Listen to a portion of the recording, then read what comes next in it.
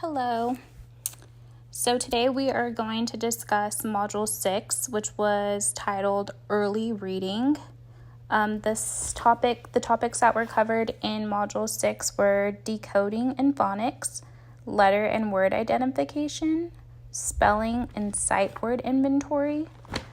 We reviewed these topics through a few readings and some videos. So what exactly is phonics? So words are made up from units of sound. We talked about this in yesterday's module. The units of sound in a word are called phonemes. So phonics teaches the relationship between the letters and the sounds. Now, if we teach children what those paired correspondence are between the letter and the sound, they then will be more prepared to spell the words they write and then be able to read unfamiliar words they come across in text. This is where it's then our job as educators to provide our students with multiple tools that they can keep in their toolbox to then be able to figure out the words they have trouble reading. Before I discuss a few of the amazing tools and activities and games that were all touched on in each of the readings and videos, I want to go back to Chapter 4 of Catching Readers. Chapter 4 was really relatable to me because I was that student who struggled with reading for as long as I can remember. And if I'm being completely honest, I still to this day feel like I am not as strong of a reader as some of my classmates or some of my colleagues that I work with. And I truly wish that looking back now that I had some of these resources and tools, or some of my teachers use these activities that are for children to help with their reading and writing. This chapter starts off by asking the question to educators: what do we say to a student that stops at a word he or she doesn't know? I bet if I asked 5 people around me, their number one response would be the teacher would say, "Sound it out." I definitely know that's what I heard all throughout my educational career when struggling with reading. That was the first thing a teacher or a tutor would tell me: let's sound it out. So like I mentioned before, the common theme across all of these readings and videos are ways to support children as they build their early word solving strategies, essentially helping them learn to read with fluency and comprehension, which is so important. One goal as educators is to teach our readers the balance of all the sources of information. These sources are meaning, so what readers think about what makes sense. So a reader would use meaningful information by looking at the pictures on the pages or by reading the rest of the sentence and using that context to go back and figure out what the word was. So they draw upon their own background knowledge as to what they think makes sense. The second one is structure. So does the word sound right? They draw upon their knowledge of the language they speak. The last one is visual. So students look to see if it looks right. So I'll give you an example of when I, in particular, rely too heavily on like the visual aspect of things. So I might be reading a text at work or just a book in general, and I will see the word system spelled SYSTEM. Now for a beginner reader or myself, like I said, this happens to me often, I will be reading that word system, but I will say symptom. Now, this can be because of my career profession in medical, and symptom is just a common word we use. But like I said, I just rely heavily on the SY, and I just automatically change that word in the sentence to symptom instead of system. And then it's not until after I read the sentence that I stop myself and I say, wait, that doesn't make sense. I'll look back at the word and realize that it was system and not symptom. So like I checked myself, wait a minute, that doesn't make sense. That is something that educators should be asking their students while reading. And if they miss a word or it's the incorrect word that's used, we should always ask, does it make sense? Does it sound right? And does it look right?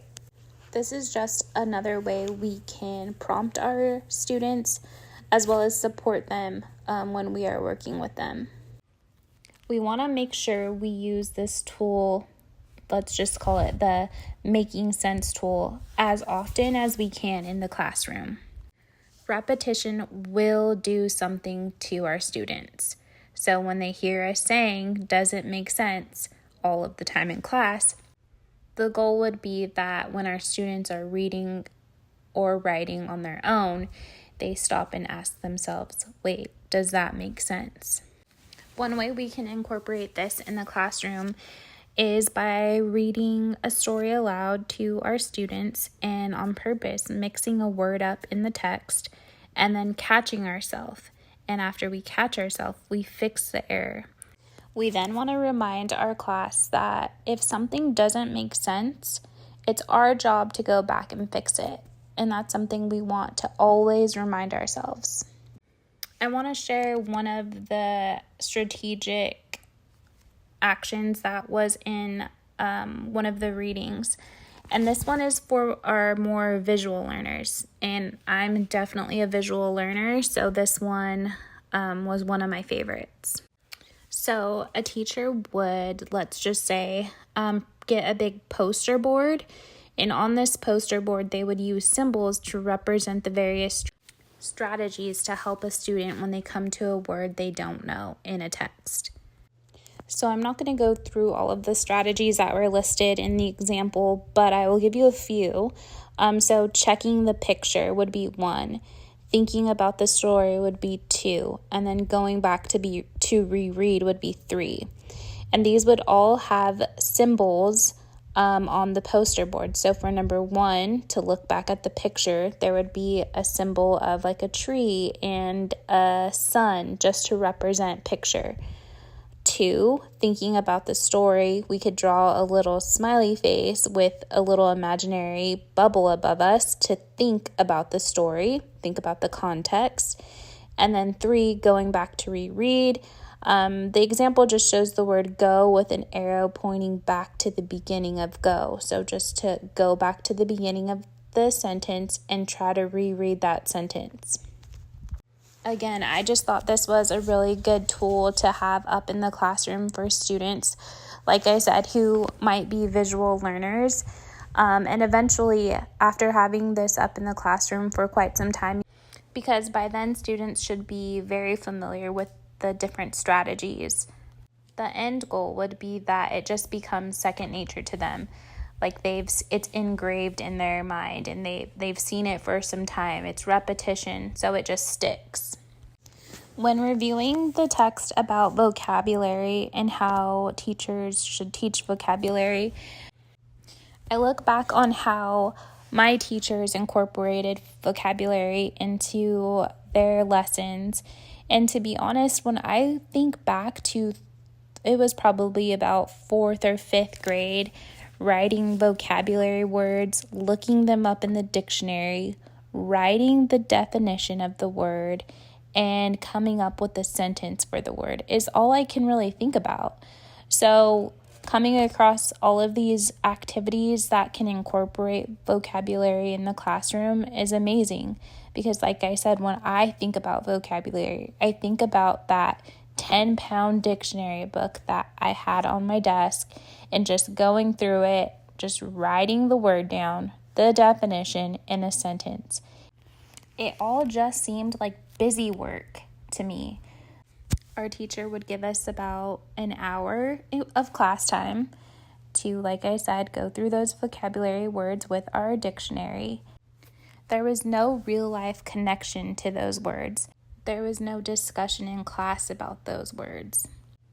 Some of my favorite activities from the text for vocabulary were games like Scrabble or Scrabble Junior, word bingo. The stick person activity was really cool.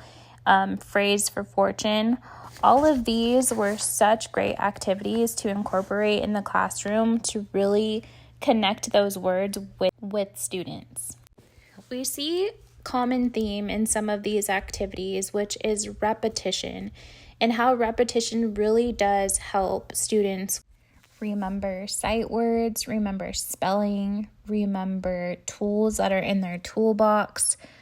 Repetition is key, and it's really up to educators to remind students of all of these tools that are in their toolbox, as well as encourage our students to use all of the tools that are in their toolbox.